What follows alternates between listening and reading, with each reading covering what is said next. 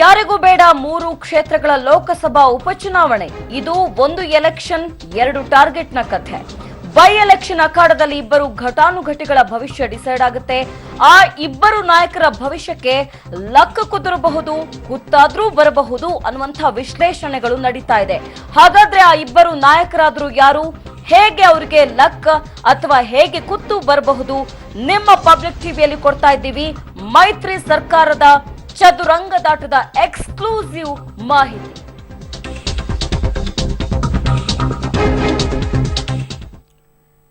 By election ಬಿಜೆಪಿಗೂ ಬೇಡ, ಕಾಂಗ್ರೆಸ್ಗೂ ಬೇಡ, ಜೆಡಿಎಸ್ಗೂ ಬೇಡ. ಹಾಗಿದ್ರೆ 3 ಪಕ್ಷಗಳ ಲೆಕ್ಕಾಚಾರವಾದ್ರೂ ಏನು? ಬರ್ತಾ ಇದೆ ಎಕ್ಸ್ಕ್ಲೂಸಿವ್ ಬ್ರೇಕಿಂಗ್ ನ್ಯೂಸ್ ನಲ್ಲಿ.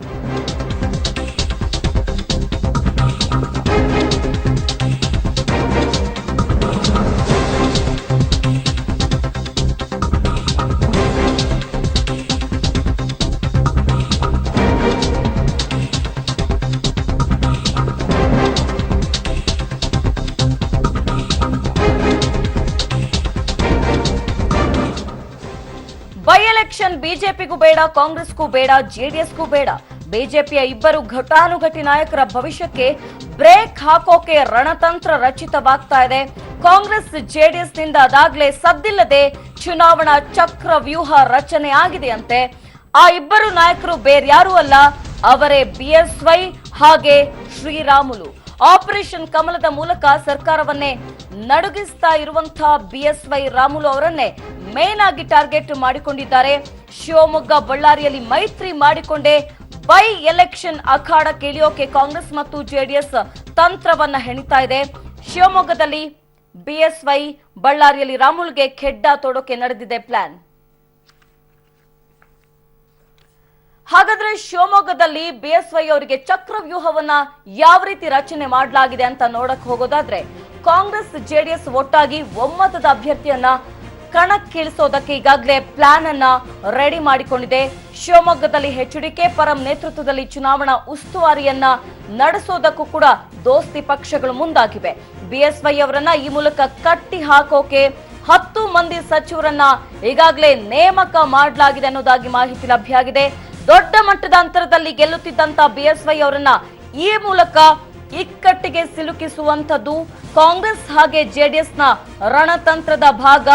ಲೋಕಸಭೆ ಬೈ ಎಲೆಕ್ಷನ್ ಅಲ್ಲಿ ಸೋತ್ರೆ ಬಿಎಸ್ವೈ ಅವರ ಭವಿಷ್ಯ ಮಂಕಾಗುವಂತ ಸಾಧ್ಯತೆಯನ್ನ ಲೆಕ್ಕಾಚಾರ ಹಾಕಿಕೊಂಡೇ ದೋಸ್ತಿ ಪಕ್ಷಗಳು ಈ ಒಂದು ನಡೆಗೆ ಮುಂದಾಗಿವೆ ಅಂತ ಹೇಳಲಾಗ್ತಿದೆ. ಮೈತ್ರಿ ಸರ್ಕಾರ ಬೀಳಿಸುವಂತ ಬಿಎಸ್ವೈ ಅಂಡ್ ಟೀಮ್ ಈ ಮೂಲಕ ಸೈಲೆಂಟ್ ಮಾಡುವಂತ ಅವರ ಬಲವನ್ನ ಕುಗ್ಗಿಸುವಂತ ಒಂದು ಪ್ರಯತ್ನಕ್ಕೆ ದೋಸ್ತಿ ಪಕ್ಷಗಳು ಈ ಲೆಕ್ಕಾಚಾರದ ಮೂಲಕ ಮುಂದಾಗಿವೆ. ಆಪರೇಷನ್ ಕಮಲಕ್ಕೆ ದೊಡ್ಡ ಮಟ್ಟದ ಹಿನ್ನಡೆ ಆಗುತ್ತೆ. ಈ ಒಂದು ಲೆಕ್ಕಾಚಾರವನ್ನ ನೋಡ್ತಾ ಇದ್ರೆ ಕಾಂಗ್ರೆಸ್ ಮತ್ತು ಜೆಡಿಎಸ್ ಮಾಡ್ತಾ ಇರುವಂತ ಲೆಕ್ಕಾಚಾರ ಇದು.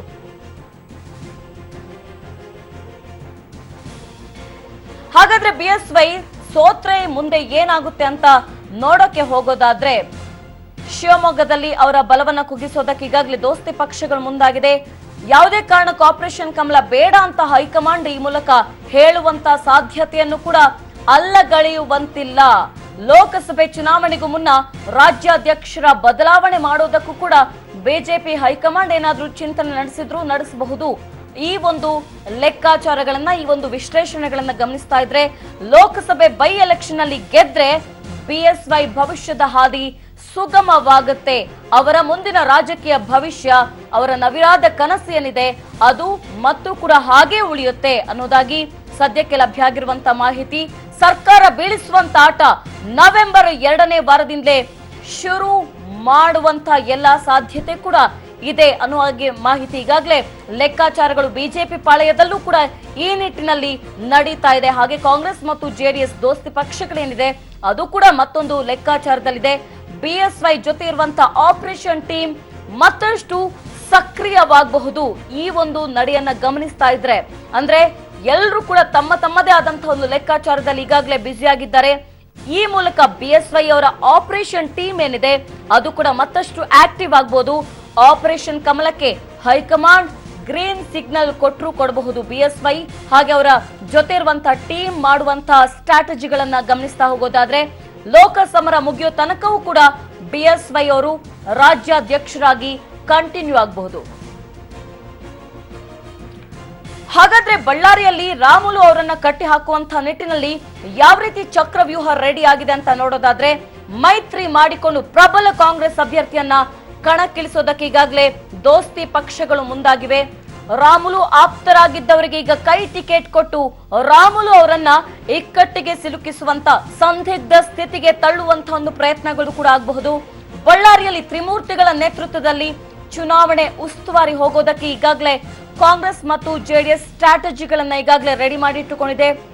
ಸಿದ್ದರಾಮಯ್ಯ, ಡಿಕೆಶಿ, ಸತೀಶ್ ಜಾರಕಿಹೊಳಿ ಉಸ್ತುವಾರಿಯೊಂದಿಗೆ ಅಂದ್ರೆ ಪ್ರಬಲ ನಾಯಕರ ಉಸ್ತುವಾರಿಯೊಂದಿಗೆ ಅಖಾಡಕ್ಕಿಳಿಯುತ್ತೆ. ರಾಮುಲು ಅವರನ್ನ ಕಟ್ಟಿ ಹಾಕುವಂತಹ ನಿಟ್ಟಿನಲ್ಲಿ 10 ಮಂದಿ ಉಸ್ತುವಾರಿಗಳ ಸಚಿವರುಗಳನ್ನ ಉಸ್ತುವಾರಿಯಾಗಿ ನೋಡಿಕೊಳ್ಳಲಾಗುತ್ತೆ.